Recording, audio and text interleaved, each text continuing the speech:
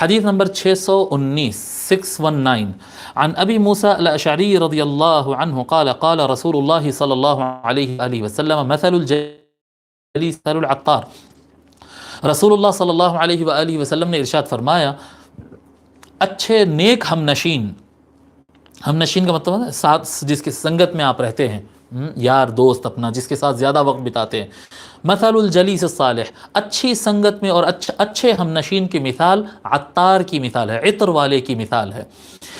يصبك منه اصابك ريحه، اگر وہ اس سے اگر آپ کو عطر نہیں لگا تو کم سے کم اس کے پاس سے عطر کی خوشبو تو ضرور مل جائے گی.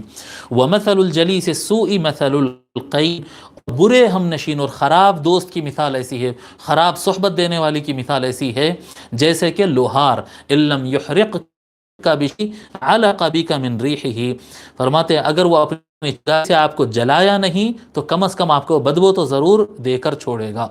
رواہ ابن حبان و احمد والبزار.